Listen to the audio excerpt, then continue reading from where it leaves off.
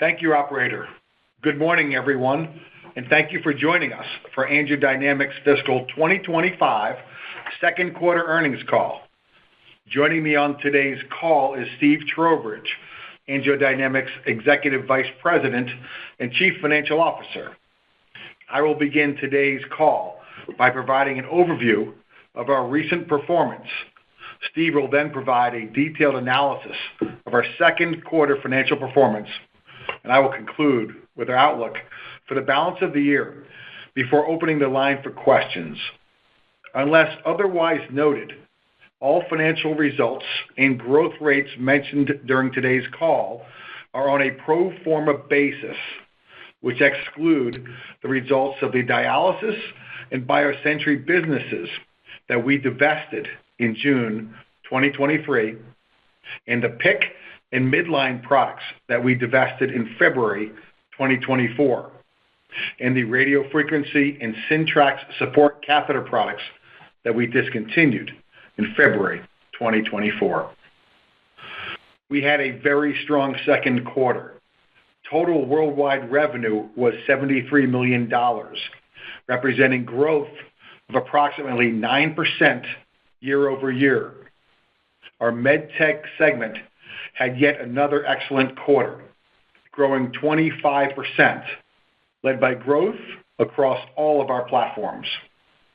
Beyond the top line, we continued to show strong results with respect to profitability, reporting adjusted EBITDA of $3.1 million and generated $2.5 million in operating cash flow. Based on our first half performance and the momentum we expect to deliver in the back half of the year, we now expect to deliver positive adjusted EBITDA for the full year, illustrating continued execution on our goal of delivering sustained profitability. Starting with an update on our MedTech business, Auryon continued on its sustained delivery of solid results, growing approximately 22% over the prior year. We have continued to execute on our strategy by taking share with a better product, allowing us to increase penetration and drive a higher mix of revenue from hospital customers. Turning to our mechanical thrombectomy business, we are very encouraged by the performance of both AlphaVac and AngioVac, which in combination grew approximately 46% over the second quarter of last year, and further validates the strength of this broad, innovative portfolio. AngioVac and AlphaVac together provide AngioDynamics with an unparalleled product portfolio option, and we will continue to leverage the synergies between these two product lines to cement AngioDynamics as a solid, bona fide competitor in this large, fast-growing, high-margin market. Beginning with AlphaVac, we saw solid performance in the quarter, with revenue increasing by over 33% versus prior year. This also marks the third consecutive quarter of sequential revenue growth, highlighting its adoption for treating PE following our FDA clearance in early April and our CE marking in late May. As noted on our prior call, supported by our excellent clinical data and a fully trained sales force, we moved into full market release in both the U.S. and Europe in June. We remain very encouraged by physicians and hospitals' willingness to evaluate AlphaVac for the treatment of PE, evidenced by the positive utilization trends we are seeing within existing customer accounts, as well as progress we are making within our new customer pipeline as AlphaVac is being reviewed as part of a growing number of hospitals' value analysis committees. As expected, the vast majority of our growth in the quarter was driven within the U.S., as our focused commercial efforts, in combination with the strength of our Apex data, have been very successful. In late December, data from the Apex trial were published in the Journal of the Society for Cardiovascular Angiography and Interventions, one of the premier peer-reviewed journals in the space. The publication confirmed the outstanding results announced in May of 2024, which highlighted that AlphaVac is safe, effective, and highly efficient in treating patients with acute intermediate risk, PE. Importantly, the paper highlighted AlphaVac's 35.5% reduction in clot burden from the baseline, which compares favorably to the 9.3% reduction reported in the current market leader's IDE data. This publication is yet another point of validation within the clinical community and should act as a catalyst as many physicians and hospital value analysis committees use studies like these to support their decision-making process when evaluating new technologies. Turning to AngioVac, the PE indication for AlphaVac has proven to be a positive catalyst for AngioVac.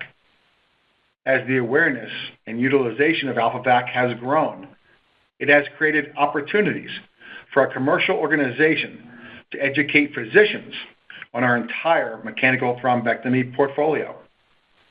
This increased engagement has opened doors to new facilities and physicians, which helped to drive revenue growth of approximately 51%.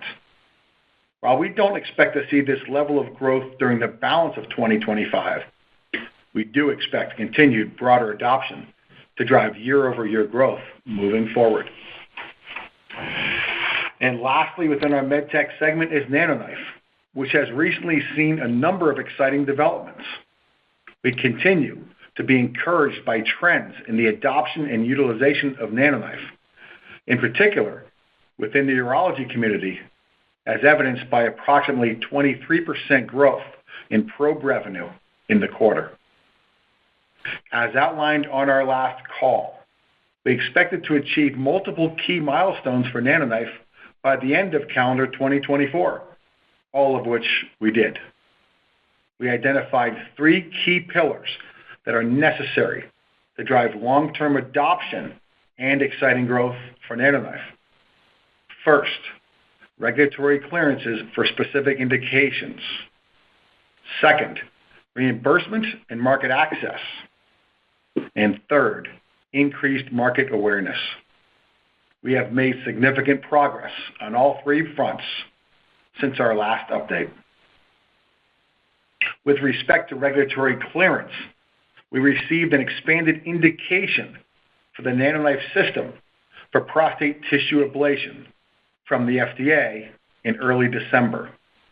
With this clearance in hand, we can now more proactively market, educate, and train for the procedure in ways that we've been previously unable to do. With respect to reimbursement and market access, in mid-September, we participated in the CPT editorial panel meeting related to a proposal to create a new CPT Category 1 code specific to IRE in prostate procedures.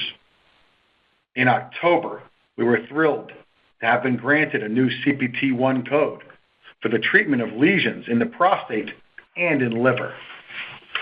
The new codes will be effective with physician relative value units attached on January 1, 2026. We continue to work diligently with our market access teams on coverage, coding, and payment initiatives to ensure that reimbursement will be widely available across both the commercial and private payers in advance of that effective date. Finally, with respect to our marketing and education strategy to both urologists and patients, we began highlighting the quality of outcomes generated during our PRESERVE clinical study, the pivotal trial we ran in support of our NanoKnife prostate expanded indication. PRESERVE evaluated the safety and effectiveness of NanoKnife for the ablation of prostate tissue in patients with intermediate risk prostate cancer, which included 121 patients enrolled across 17 clinical sites. PRESERVE met its primary effectiveness endpoint, demonstrating the performance of the NanoKnife system for the ablation of prostate tissue in patients with intermediate risk prostate cancer.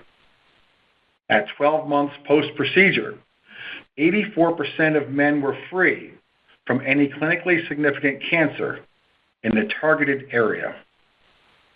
Just as importantly, the study demonstrated extremely compelling quality of life outcomes. When men have prostate cancer and are evaluating treatment options, they are forced to choose between effectively treating the cancer or maintaining their quality of life post-treatment, particularly as it relates to sexual and urinary function. While traditional treatments such as radical prostatectomy and radiation therapy often result in significant rates of erectile dysfunction and urinary incontinence following treatment, NanoKnife's targeted approach demonstrates that men need not be forced to make this trade-off and represents a meaningful advancement in prostate cancer treatment. In the PRESERVE study, men treated with NanoKnife did not have any higher rates of sexual dysfunction after 12 months than is seen with active surveillance or men who undergo no intervention. Just as impressively, approximately 99% of men did not suffer increased urinary incontinence 12 months post-procedure. The PRESERVE study validates the robust safety and clinical efficacy we have seen in more than 32 clinical studies involving over 2,600 patients. In addition to the publications that we expect over the coming months, the PRESERVE data will be featured at the AUA annual meeting in Las Vegas at the end of April 2025. As we look forward to the future of NanoKnife, we are very excited about what this product can be with the validation of a specific prostate indication and line of sight to a well-established reimbursement pathway. With a solid foundation of existing users in the U.S. and an established commercial infrastructure, we are able to hit the ground running. NanoKnife has the potential to redefine the standard of care for prostate health and deliver treatment outcomes that patients and physicians need. With its unique mechanism of action, in combination with its efficiency and efficacy, it is a fantastic alternative to radical therapies, which force patients to make significant quality of life trade-offs. We believe that these trade-offs have historically limited the widespread adoption of other focal therapies. We are confident that NanoKnife can provide a new paradigm for men. We are very excited to provide a deep dive into NanoKnife and how it can revolutionize the treatment of prostate cancer with our virtual NanoKnife technology event following this earnings call.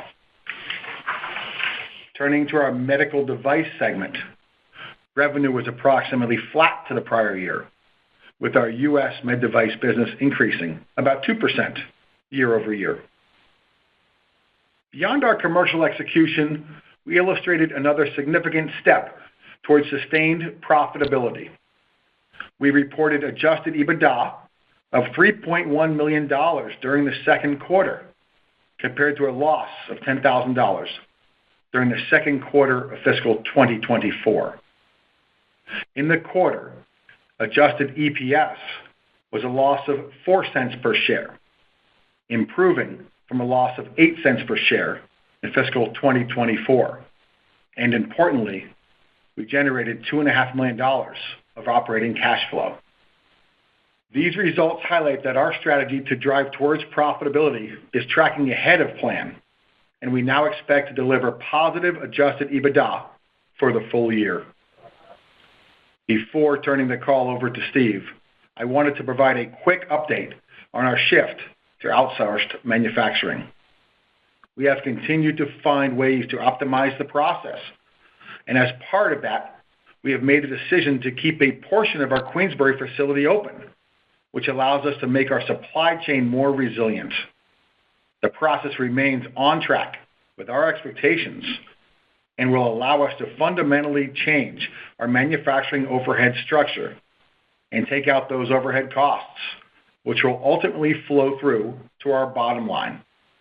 As a reminder, we expect this transition to generate approximately $15 million in annualized savings by fiscal 2027. We are very excited about our performance during the second quarter and the momentum we have been able to generate during the first half of the year.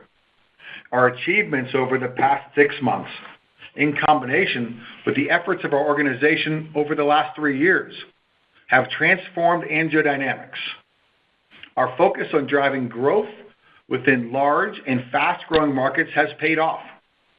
Through strategic investments in R&D, clinical research, regulatory submissions, and market access initiatives within our MedTech portfolio, we have now successfully expanded our total addressable market, which now stands at over $10 billion globally, up from just $3 billion in 2021.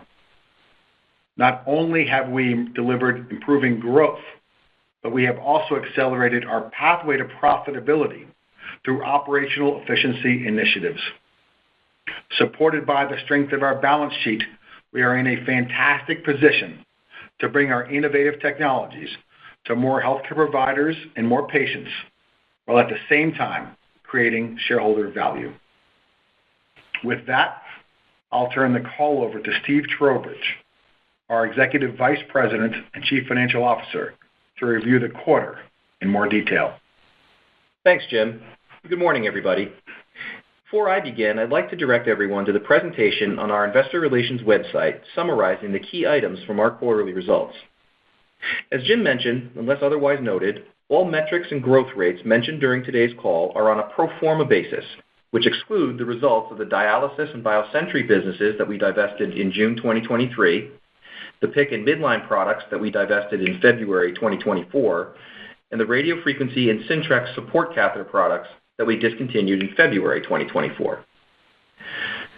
Our revenue for the second quarter of FY 2025 increased 9.2% year-over-year to $73 million, driven by growth in both our MedTech and U.S. Med Device platforms.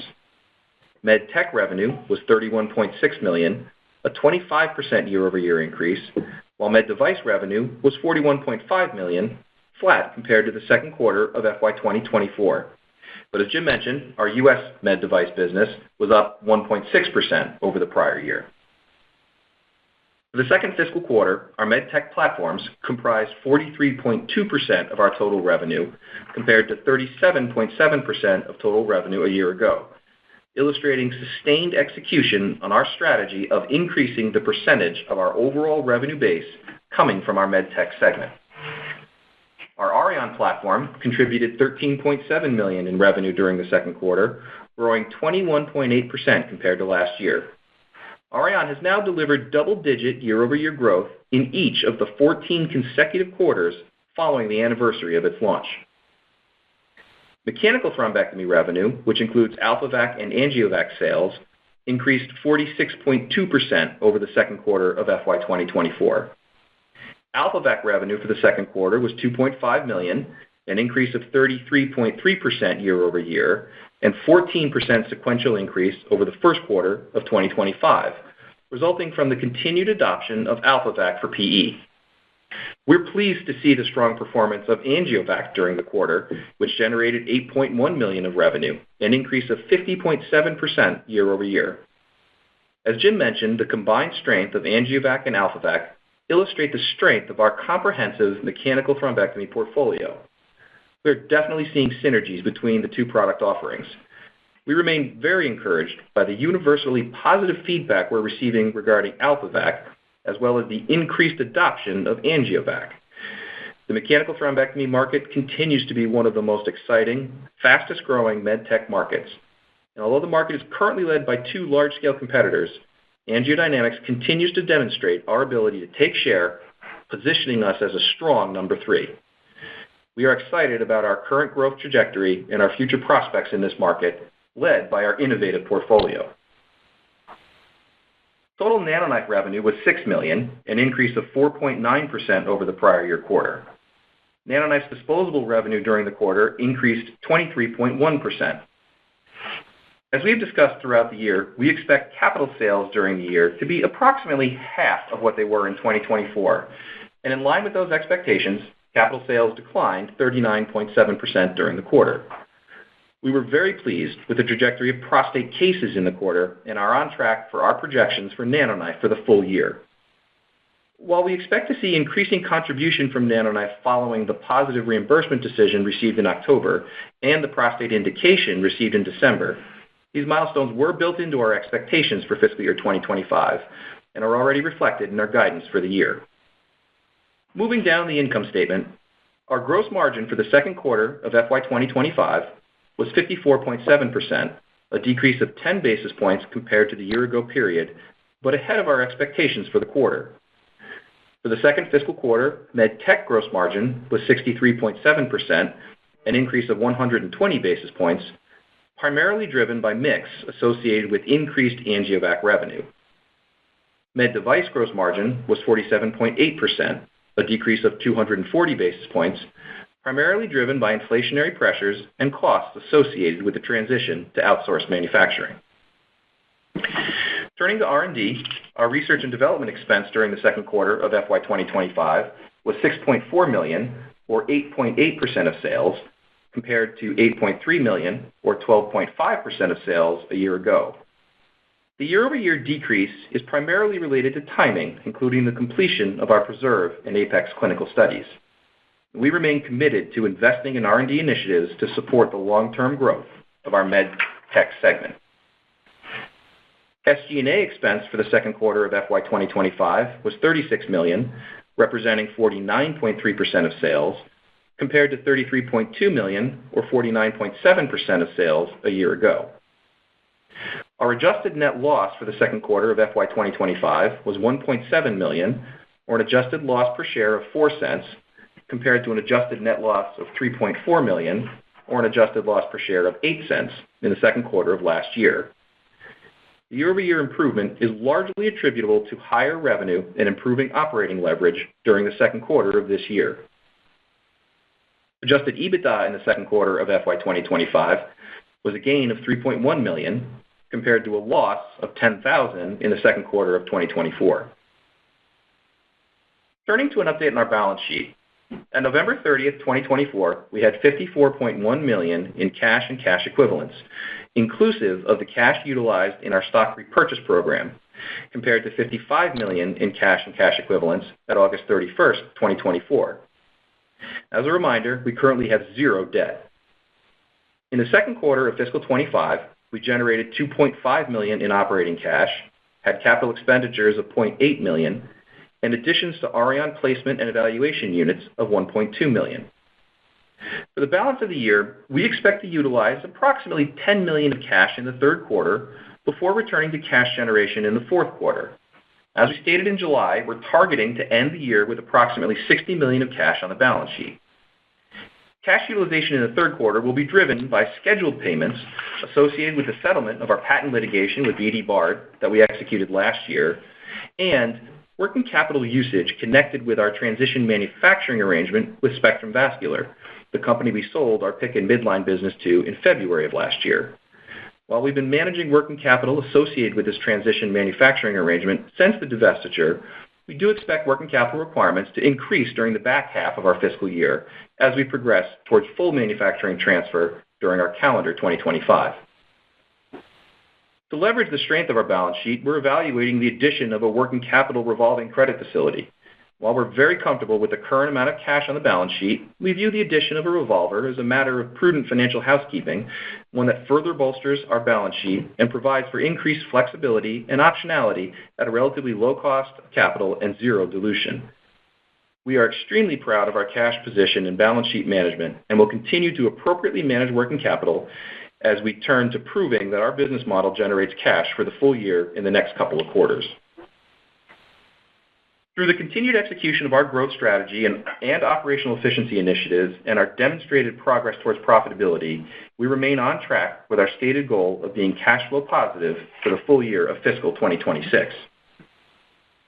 As announced in July of calendar 2024, the company approved a stock repurchase program authorizing purchases of up to $15 million of our outstanding common shares. Through the end of the fiscal second quarter, we've purchased approximately $1.7 million worth of stock at an average share price of $6.82. We will continue to be opportunistic about our decision to make further repurchases on a number of factors, including market conditions, as well as the need to balance investment in our growth strategy as we seek to leverage the strength of our balance sheet to create value for our shareholders. And turning now to guidance.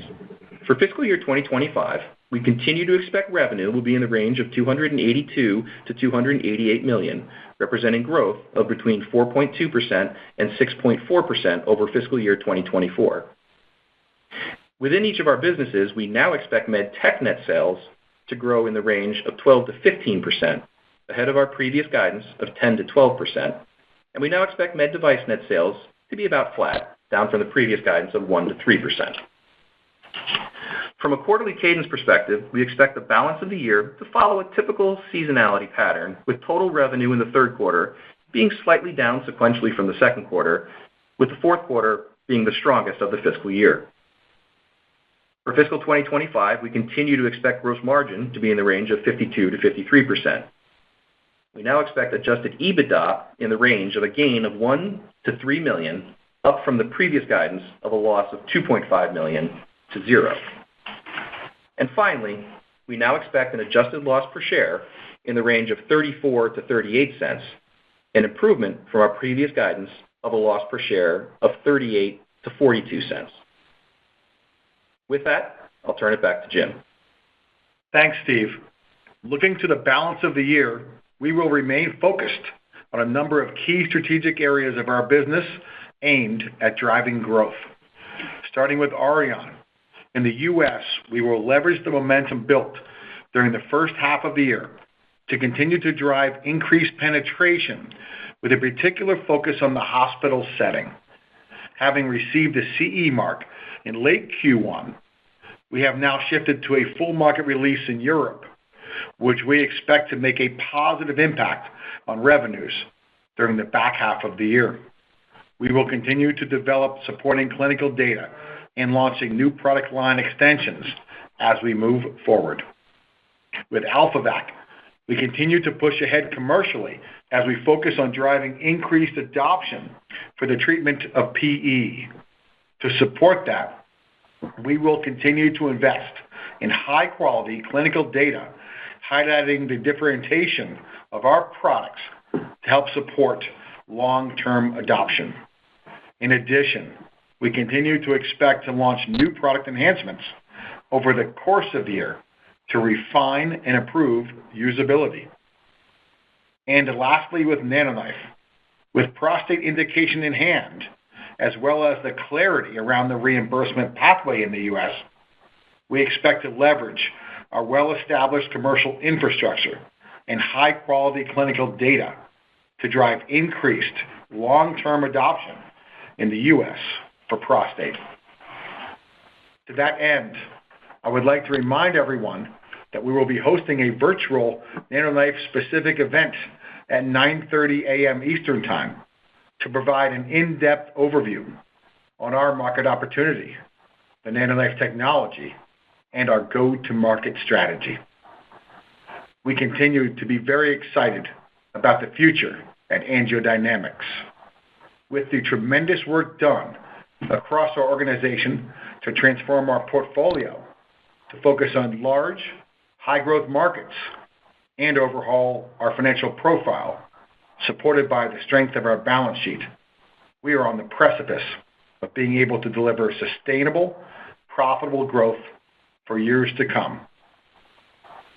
With that, operator, I will now open the line for questions. Thank you. We'll now be conducting a question and answer session. If you'd like to ask a question at this time, you may press star 1 from your telephone keypad, and a confirmation tone will indicate your line is in the question queue. You may press star 2 if you'd like to withdraw your question from the queue.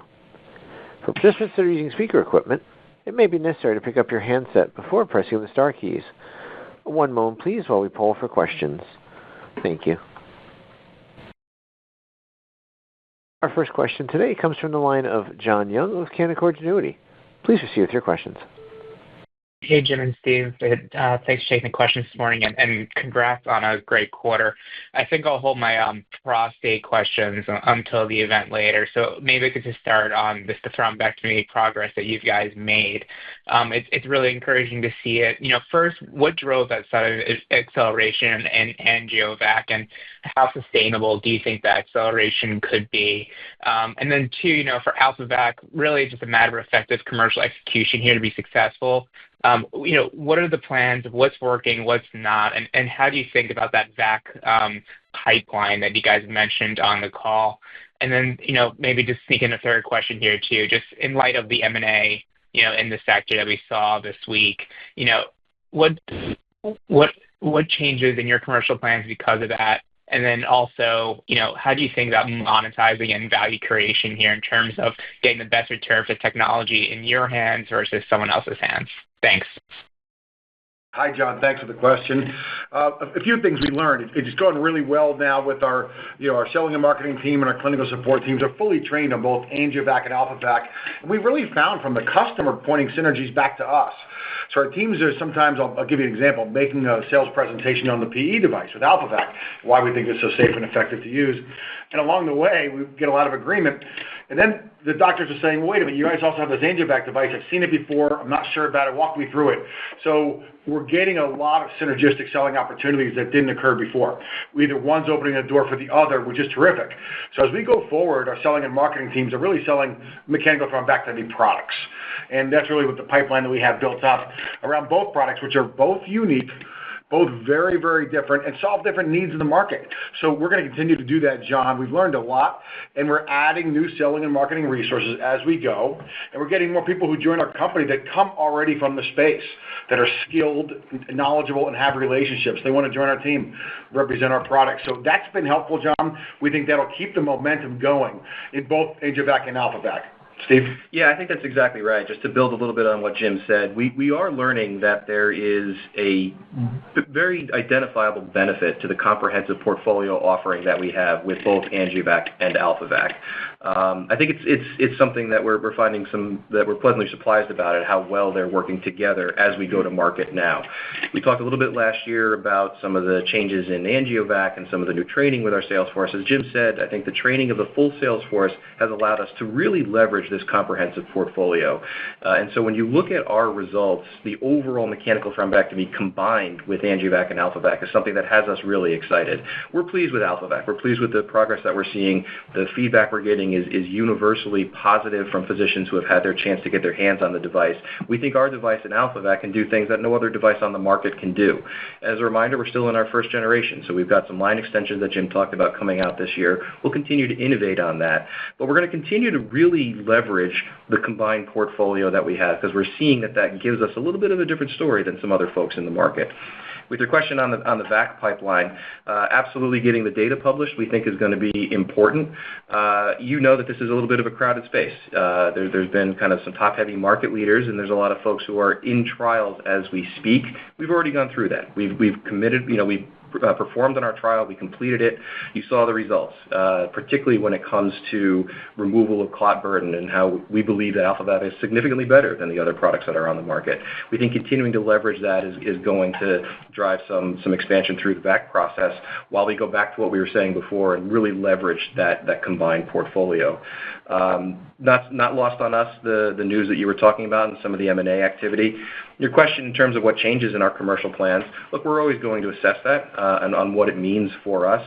I think what we're going to continue to do is leverage the combined portfolio, as Jim mentioned, continue to invest in our sales and marketing teams, invest in the resources that we give those teams, and we think that we are very well positioned to continue to show that we are a strong player in this exciting market, and we're going to continue to take share and drive growth.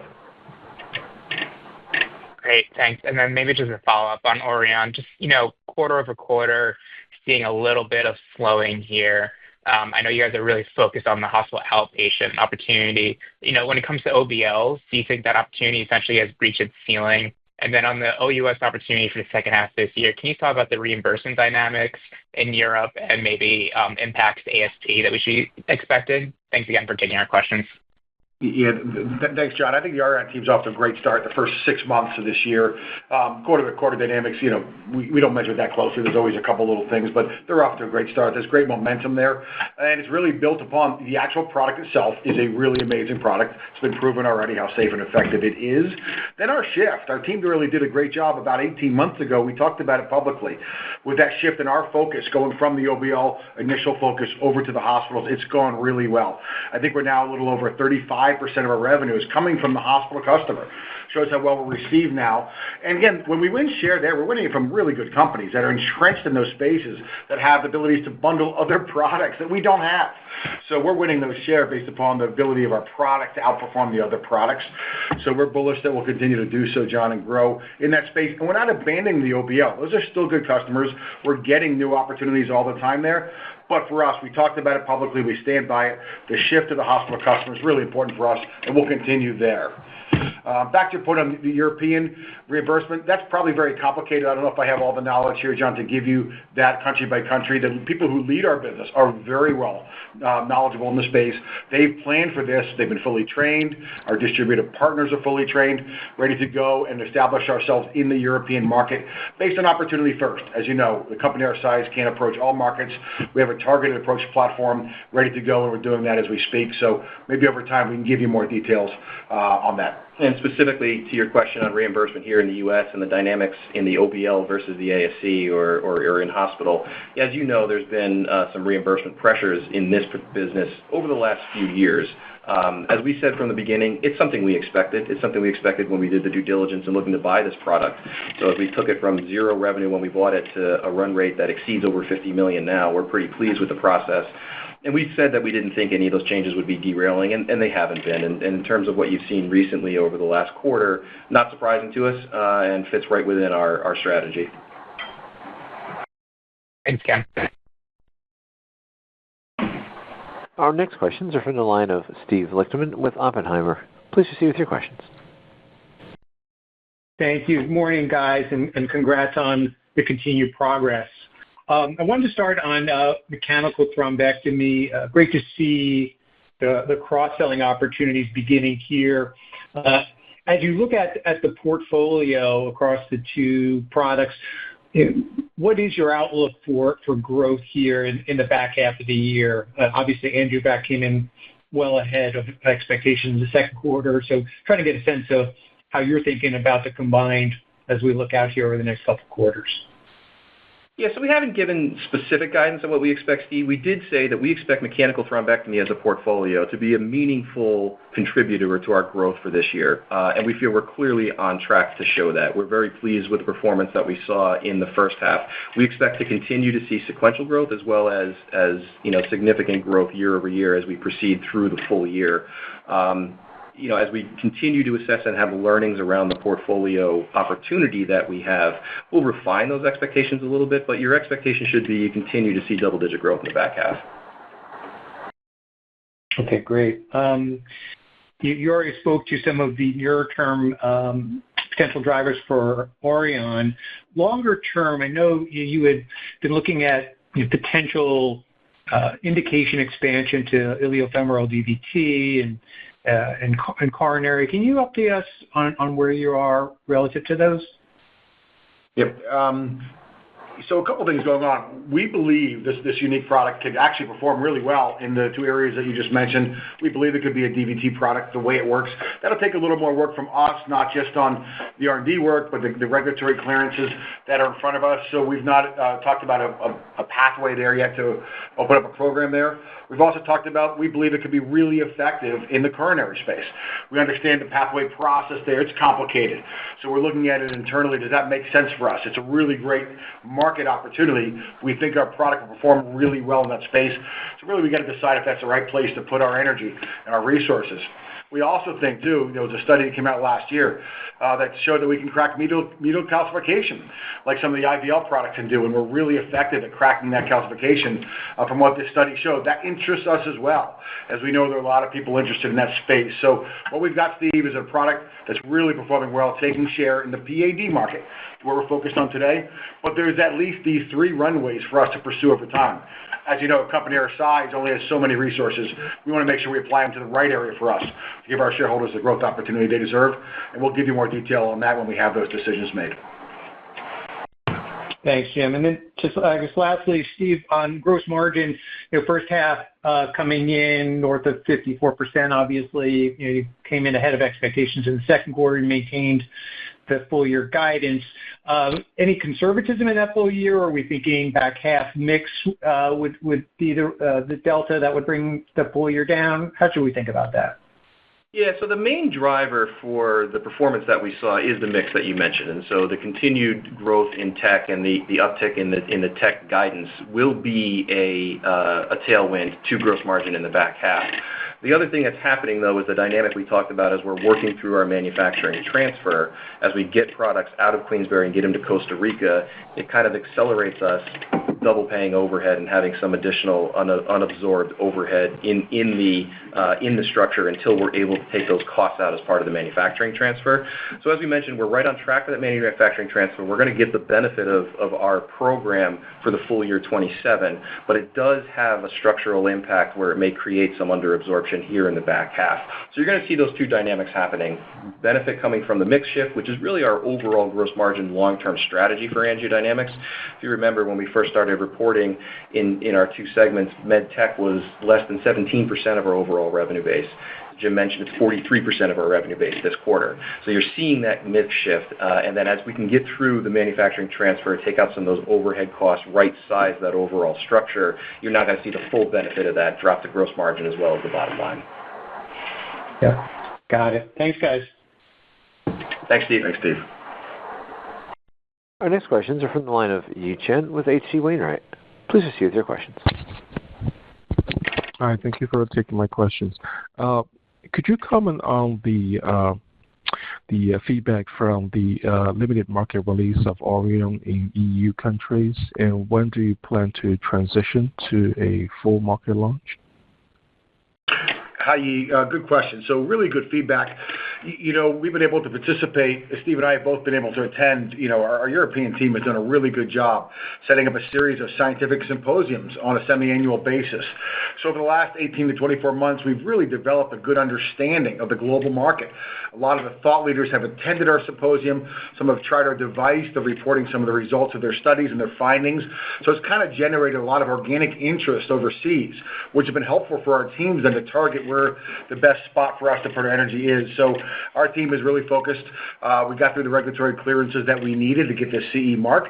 And now we have access to that market. We have mentioned that this year, we don't expect a lot this year. It'll be a small single-digit contributor to our revenue. You'll see that come in the back half here, Yi. And then we'll see more revenue performance into next fiscal year. But our team is well prepared. They're going to do a great job with this amazing product. But again, a company our size with limited resources, we're very selective as to where we're going to target, how we get there, and we know there's a lot of demand and interest in the product.